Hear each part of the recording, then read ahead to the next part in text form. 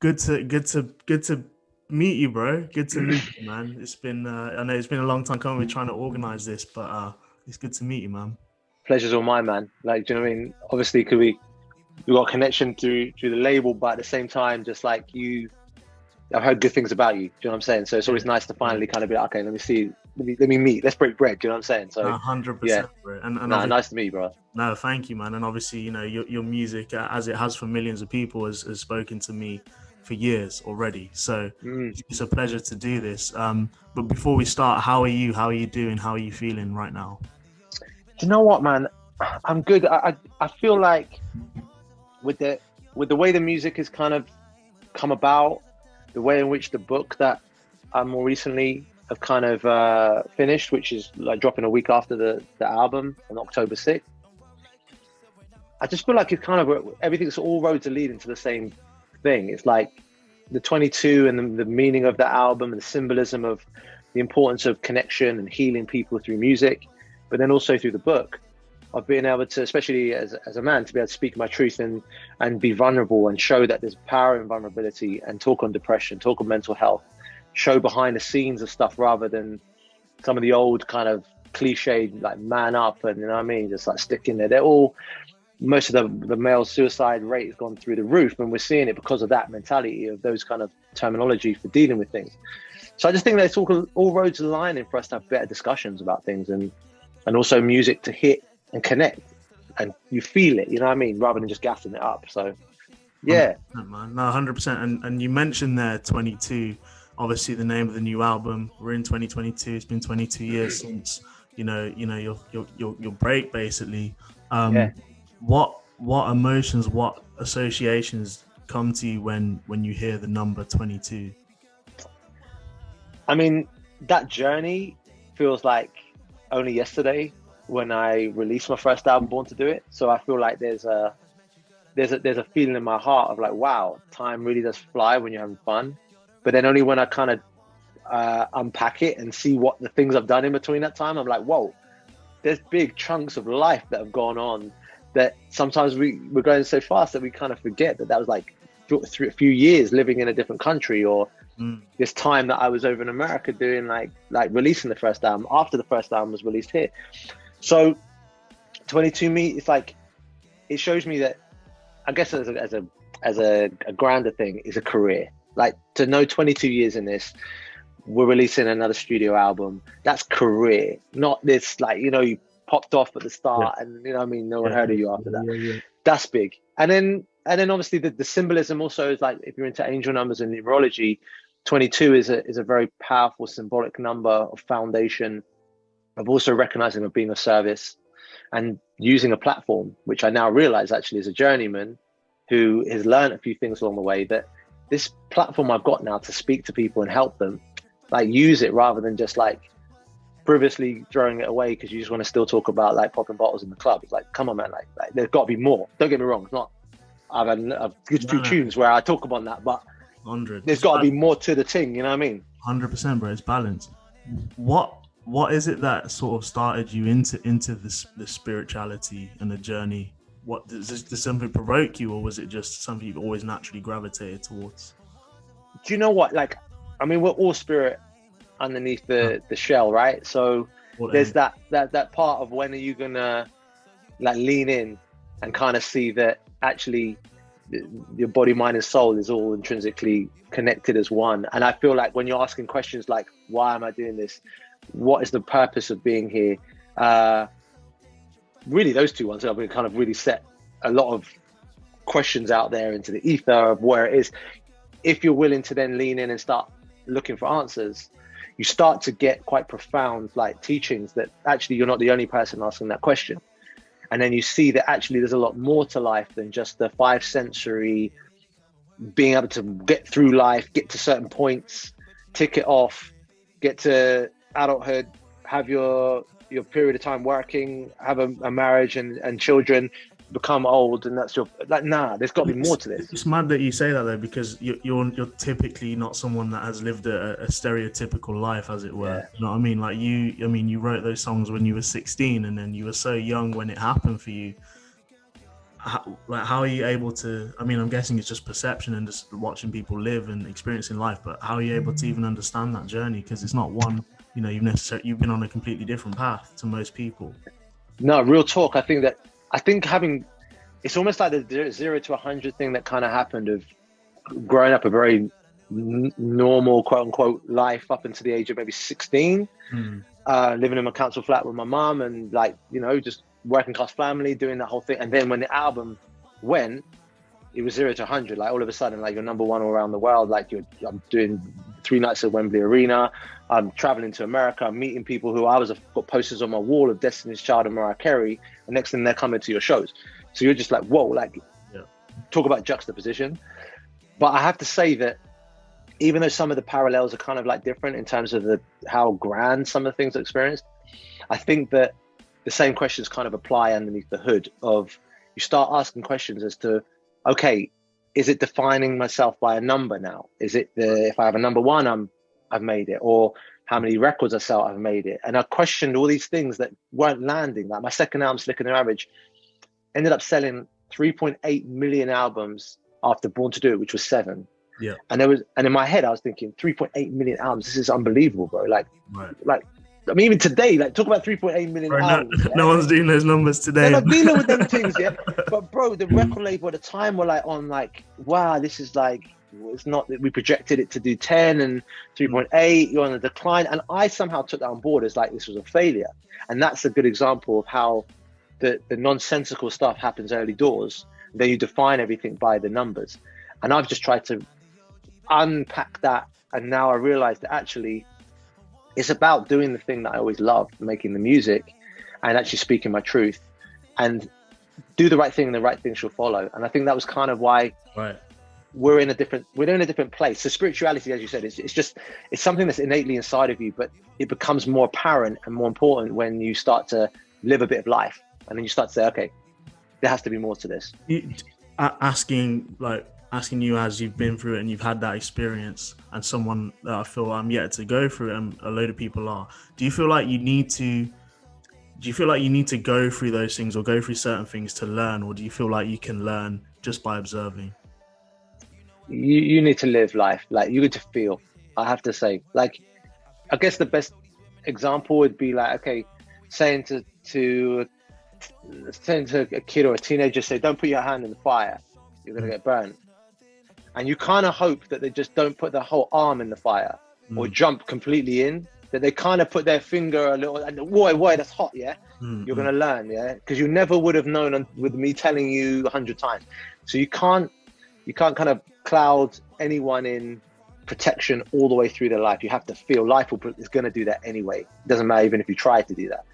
But I would say that try to avoid some of the pitfalls if you can, by looking at people who have experienced some of that you're aspiring to have, and look at maybe it didn't give them the thing that they were looking for. And I think if you're savvy with it, you can get some advice from that, but you have to lean in. You can't preach to anyone who doesn't want to hear. You lead a horse to water, you can't make it drink. Yeah. So, and how many times people told me things and I didn't listen. So you hope you catch it. Like I said, don't don't jump in the fire fully, man. Like that's going to be crazy, that one. 100%, bro. No, I appreciate that, man. I've listened to the album, you know, it's an incredible album. And yeah, it's a huge record. And for me, it feels like you said, it is a journey. You summed it up when we just started. It is a journey. And that sounds cliche, but you start with a track called Teardrops, and, you know, the opening or the chorus within that, it's quite heavy. It's teardrops running down your face. I wish I never said it to you. Now we're standing in the pouring rain, and now I gotta go see it through. So you start off, it's quite heavy, and we'll go through it. We'll go through the album a bit later on, but you know, then you start with that, and then you have these. But when you actually open it, you're opening with the rewind era and the vocals, and you know, you're throwing it all the way back straight away, and then you go into this heavy tone, and then you have these big collabs, and you have the Galantis track, and you have Emanike and But then you break it into the R&B a little bit, and you have Nipper, and the G Love track is my favorite, by the way. But we'll talk about that. That's my Appreciate. favorite. I know you're not supposed to have favorites, but for me, that was my favorite one. Love, I appreciate you, brother. And then Money Long as well. And then obviously, then you go into the club sounds, and that was a big part of your career as well, and it still is to a certain extent with Duval and Back to Basics. And then you end it all with like two slower, more melodic things, and the last one being Maybe as well, right? So yeah, it does feel like that journey. It does feel like a full circle, and I guess it mirrors not only a musical career but also your life. Totally. You know what? Just even talking about those songs like that, one, it just gave me the feelings again. Like I was living the tunes again. Seriously, I was like teardrops because I didn't even leaning into it. Like I wasn't like saying I got get some the A's and the Up or Dodger kind of rewind fit. It was like we're gonna throw a garage vibe on this. Yeah. And I liked the melody. I was working with Mike Brainchild, who's the main producer on most of the album, and a girl called Negin, who's an incredible songwriter. And we were working on the song. But the weird thing is that when we finished the song on a slightly different garage melody, I woke up in the morning, and my alarm clock is John B. They Don't Know. So like I'm hearing that 24/7, right? Like 3 years it's been ringing off my head like every morning. Mad, right? That's mad. So I hear that. Dun, dun, dun, dun, dun, dun, dun, dun, dun, dun, dun. I'm hearing the thing. I'm thinking, and I started singing like teardrops running down your face, and I wish I said it to you. And I was like, this thing fits nice.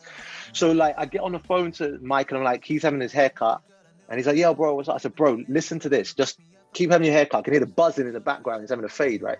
And I'm singing him down the phone with the instrumental of They Don't Know. This teardrops melody, and he was like, bro, all I heard was bro, and I knew when I got a bro from him, I knew that. Yeah. He's like, then he's telling his barber, like he said, listen, I got to come back. I said, no, ain't that deep, bro. Like, no, he said, like, I got to come back. So I don't know if he was mid fade or what he was doing, but he went to the studio and we literally cut the vocals that night. Mad. And then it became teardrops. But I kind of wanted the R&B feel throughout all the tunes as a thread. But if I listened to the first album to do it, Rewind for the garage sensibilities, Fill Me In was a hybrid of the two. But then we had Walking Away, which was more of a mainstream sort of pop record. But then we had like the R&B Follow Me and You Know What and Booty Man. So to have that kind of sentiment in this album, that's what makes me excited, because I'm like, I hope I listen to what people would have been saying to me for years. Oh, give me the R&B thing, give me the thing. So when you see G Love, my guy, like G Love is for me is Juicy, Big Papa. It's them tunes that would go in there, but have Nipper on it. It's like, what? So Nipper's on that kind of wave? Yeah, man. Like, yeah, I mean, just on that. So when it came, obviously the video was sleek as fuck. Excuse my language, but it was sick. The track was amazing. Where did you find Nipper? Bro, we had this beautiful sliding doors. It was going to be sliding doors moment at a Blast show. Yeah. He's playing over in Camden. Man was performing, and I'd heard of Nipper. I'd loved the Situations tune that he had, and I was just like I loved his sort of swag. I liked it was kind of like hood R&B, and the videos were always a bit like that too. But I was like, this is cool. This is so hip hop, but it's so R&B, sweet melodies. It's like the 90s, isn't it? He's got 90s about him, hasn't he? Yeah. So 90s. So we kind of had this moment where we actually met for the first time, and we exchanged numbers, and then the next thing you know, we got in the studio, and he came with tunes, and it was kind of like, I was like, wow, these tunes sound wicked. And I said, can I play you this little hook that I've done on this tune? And it was the beat of G Love with that hook there. And I wasn't sure if he was going to be fully about it, because I was just like, it has got that Big Papa kind of swag to it. It's like Nate Dogg kind of flow back in the day kind of thing. Yeah. And he was like, bro, what's this one? And I was like, he got the memo, he understood. Then he started patterning the verse. And then we did a tune together. So I was so nice that he could lean into something that was maybe out of his R&B world of what he's doing right now. And also for me to lean into Nipper. And we both kind of found each other in the middle. And I felt like the fact that you're feeling that one means that we nailed it. You know what I'm saying? 100%. And you took him on tour with you as well, right?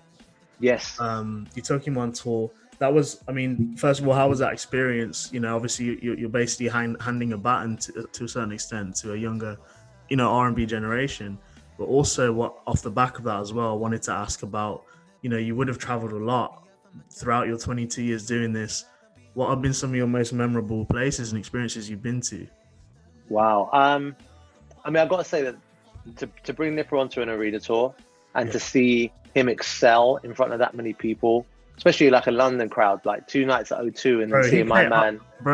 Sorry to interrupt you. I went to one of the London shows, and yeah, literally the person I went with said to me, like, this guy is basically, no disrespect to Nipper, unknown to a certain extent at this level, comes onto the stage, he walks on the stage like he owns the thing, yeah? He's like, this ain't Craig Davis' show, this is a Nipper show, right? Bro, 100. That's how it felt. And that was the energy that he gave, man, and it was so refreshing to see. Bro, we've both felt exactly the same. I was so proud of him when he came on with that swag. I was like, because boy from Tottenham, you know what I mean? Say like, listen, around the ends doing his thing, and then all of a sudden, like, you're actually over North London, you know what I mean? At Wembley, at O2 Arena, yeah, doing your thing. I was proud. And the fact is, he owned it. And he always would do this thing of, like, after the shows, he'd go into the crowd, which made me, I just loved it, because it was so, like, what I would do if I was, like, on that wave of, like, I've just done an arena show, I ain't going home now. I need to go and swim in this thing, and he's in the crowd with them. So yeah, that was wicked to be able to have him on board. And it's funny because even when my mum met him at one of the shows, and she was like, Craig, he just reminds me of the same as you when you were like at his age, like same energy, same passion, knows what he wants to do, is up for some advice, but at the same time he's very focused, knows what his sound is, doesn't want anyone to mess with that. Love it. And to answer your other question of like places, I gotta say my Ibiza Rocks TS5 pool parties is actually, it's unique, it's special, especially on an island that was very dance orientated, and to be able to do something in a venue that to me feels like the Colosseum in Rome because of the way that they're set up. It's different even from Ushuaia and Pasha and all them places. To have a full 360 immersive experience in the middle by a pool, for me, I don't know anywhere in Ibiza that was doing that or nailing it like this. So to curate that over a few years, I loved it. And I've got to say that for me still, we've got two more left like of the season. Yeah. And I know even though it's a slightly different configuration this year, but that vibe, people go on holiday to lose their mind and enjoy the tunes. And that for me, as an artist, is everything. You know what I'm saying? It's sick, bro. And you founded that, or you conceptualized that during your time in Miami, right? Yeah, it was a kind of a follow-on, weirdly enough, like the TS5 house parties I was doing in my apartment, which came about from not wanting to do the club thing anymore and the red rope and people are VIP and these people out here aren't. And I was like, no, it's all elitist thing. Let's dash all that. Yeah, 100. Coming to my house, everyone's it's love, yeah. Food, drinks on tap. Everyone's going to get a call, a shout out on the mic. And if, you know what I mean, if you sweeten me up nicely, I might do one of my tunes, depending on how I'm feeling that night. Try not to, but when you get sweetened up by the right person, all of a sudden you start singing the whole thing of a verse of 7 days. And next thing you're rinsing out, yeah? So that was the premise of that. But weirdly, it was actually when I started off making mixtapes as a kid in Southampton, or my Technics 1210s, selling them at the barbers. That's really what TS5 is. It's my vinyl DJ who didn't get the chance to do it for the early period of his career, went to Miami, threw a house party, got the feeling again, and then next thing brought it to the UK, a couple of shows in Hackney, early doors, people loved it. And the next thing you know, we're doing a residencies. It always feels like people return to their roots when they're on their spiritual journey, right? Their spiritual path. Boy, real talk. Because it's that thing of like, it's like in tarot, there's a full card, right? Which is kind of a zero card, which is a card sort of, but like it's the ending and the beginning of everything. And it's one of those things where you don't realize you actually have all the tools and everything. You've got everything going on at the start, but you just haven't got the experience and the wisdom of it. Yeah. So when you get the thing, you're like, oh, I'm actually doing the thing I was doing before. And sometimes when you get the thing you wanted, you actually want to do the opposite thing of what you had before. You want the anonymity of not known being known, but then you want to be, it's like this weird juxtaposition. And I've realized that, okay, I get it. If you don't complicate it and get out your own way, you can make this music thing fun where it doesn't become a pressure thing. So I'm happy the album's coming out September 30th, wicked. Yeah. But at the same time, if it goes in number one, or it goes in 101, it's all, that doesn't define the music, yeah? 100%. I don't know where half of them big tunes we love, yeah? Usher Nice and Slow, I don't know whether if that went in number one or 21. But I know when I bang it, it plays nicely on my system. You remember how it made you feel, right? My guy, that's it. That's it. That's all we can do. So how do you make people feel? That's the legacy you leave here, not the number or the amount of sales or anything to that akin. You know what I'm saying? 100%, bro. You mentioned Mike Brainchild as well. Talk to me about your relationship with him. How did that come about, and why was he the man for the album?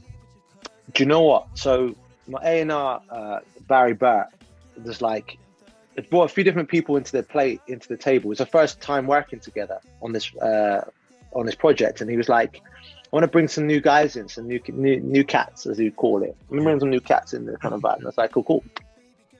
So he brought a few people, and we tested the where the land lied, and it was okay with some few guys, and it was fine.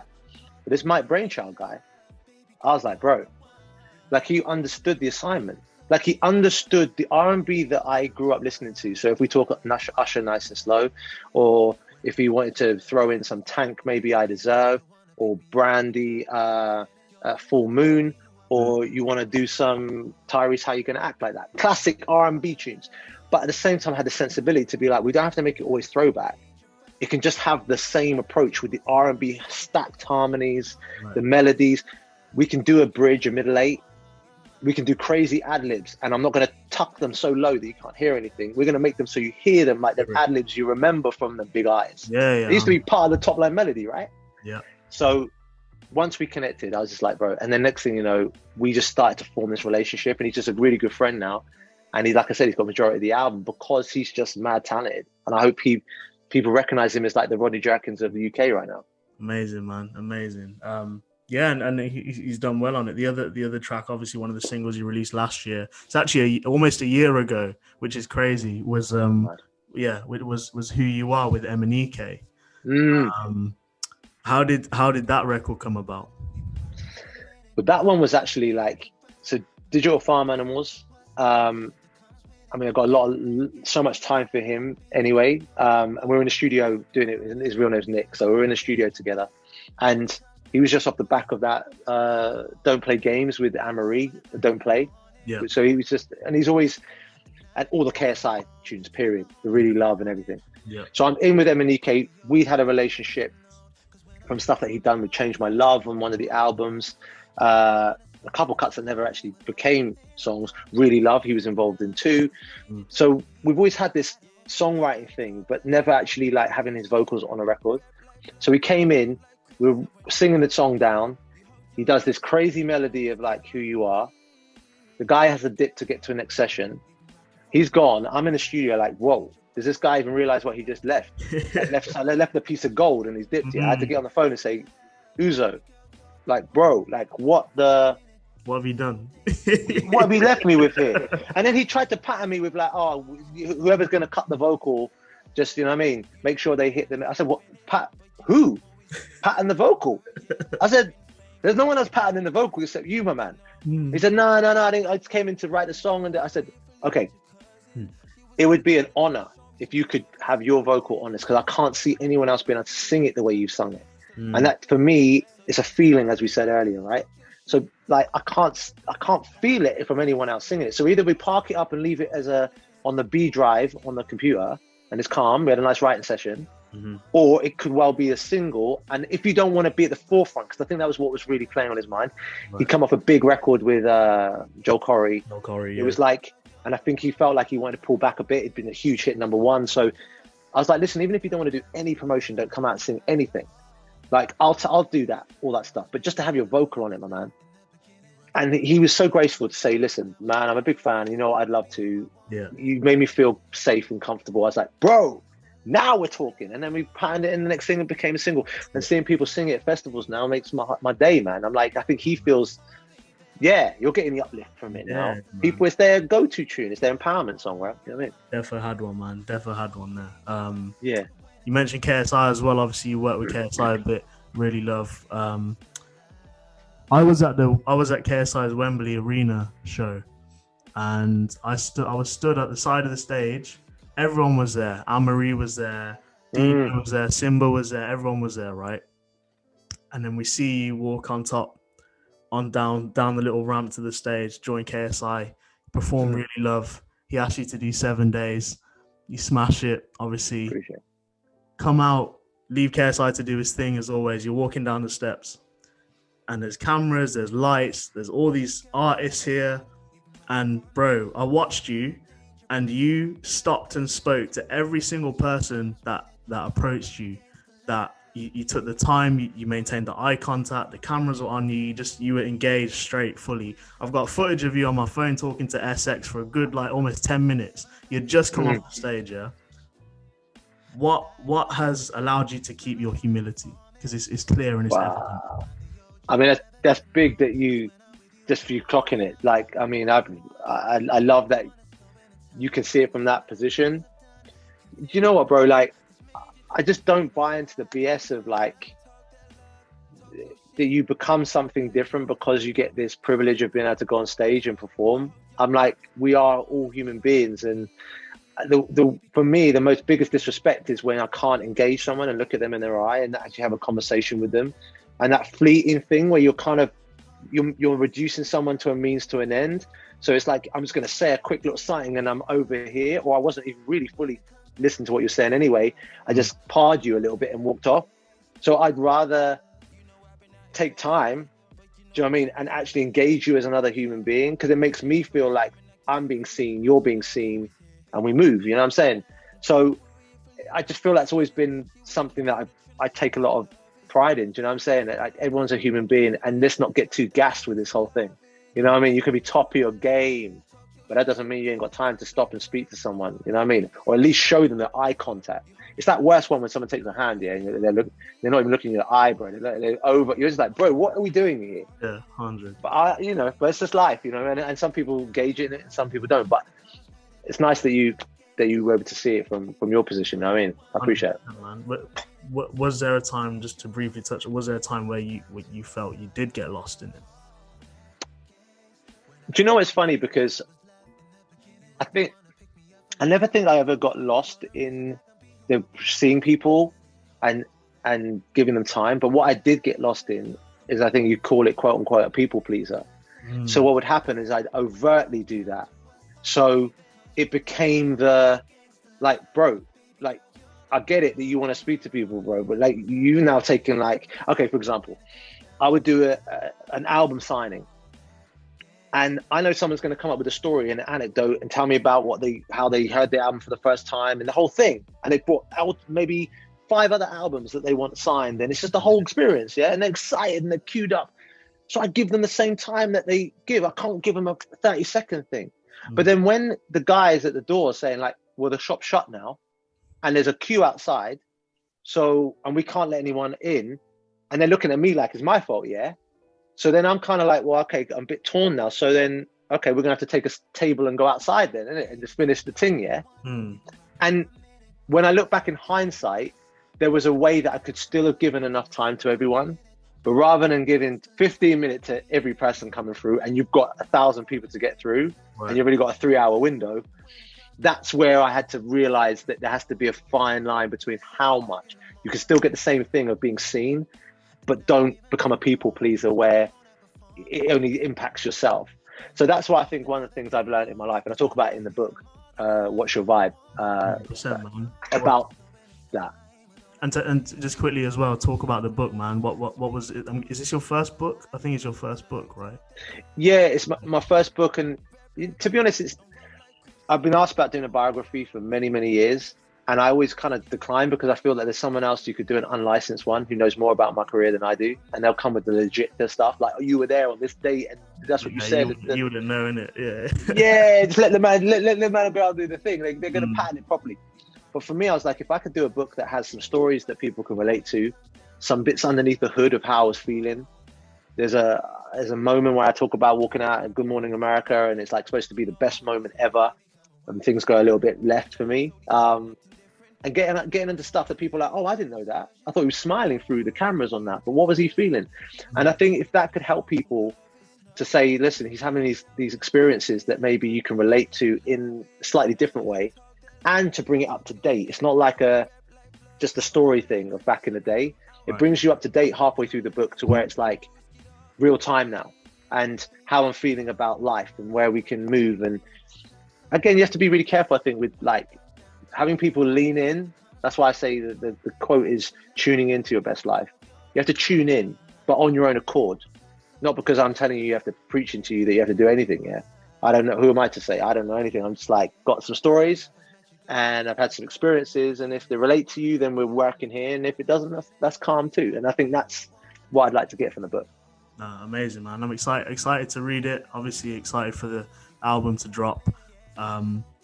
What would you say that people, I know we spoke about it in depth, but what would you say people could expect from 22? Do you know what, bro? I would love for them to, if this means anything to anyone who was there the first time round, when you have your little Sony Walkman or whatever Walkman it was, with the bass boost button on, yeah, and your headphones on, walking down the road, just gassed in your own world. If we could fast forward 22 years and you put this album on and you get lost in a world that's magical, creative, inspired, you feel like your worries are gone for an hour, then my work is done here. So it's a feeling thing, not a thinking thing. I don't even want to gas it, because sometimes you gas something so much that when people press play, they're like, bro, he gassed this like it was, man was giving us Thriller. Like, you know what I mean? I just want it to be like, hear the tunes and hopefully you feel the same way I felt when I came out of the studio and played it in my car on my way home. And if that gives it, then we're good here. You know what I'm saying? Amazing, bro. I normally end on 2 questions, and it's funny you mentioned Thriller, because I think I know the answer to the first one already, which is, what was your first piece of music you remember purchasing? If I'm not mistaken, I think it was Human Nature. Yes, my man. Yeah. You're so right. I actually said in one other interview, man said like Terence Trent D'Arby, the Hardline, according to, yeah, proper mashed up the whole thing, yeah, because that was in my mum's record collection, yeah, and it was, I didn't have any money to buy anything, yeah. So Michael Jackson, Human Nature, all day, every day, my man. That's the one. Yeah, 100. Second and final thing, and it's a difficult one. Stage or studio? Oi. Wow. Do you know what? I'd say studio, just only because I know that there's that feeling of no one in this, unless you're in this room, knows what's cooking here. It's like you put something in the oven and you're just like, oh my God, when people taste this thing, you know what I mean? So you get that without knowing if they're going to like it or not like it. You know what I'm saying? So I'd say studio just tips it. Amazing, bro. I really appreciate your time. Was there anything else you wanted to get across, or are we all good? Do you know what, bro? Just to say thank you, man. I think it's lovely having this rapport. Do you know what I mean? Outside of the work that you do so well at a label, working your heart out for the YouTube and making sure that's why you're at that level. But your passion of having your own podcast and doing your own thing, that I love, because you do it. You've got this real great sense of knowing the music intrinsically, but also bringing out stuff that's different from what you experienced. Bring that stuff from me differently than just maybe just patting him with the same questions. You know what I mean? So love it, bro. Proper. Bro, appreciate that a lot, man. It means a lot, bro. Nah, serious love. My guy, great. Sunjay. Yes, Craig. All good, man. Good night. Guy. Good love.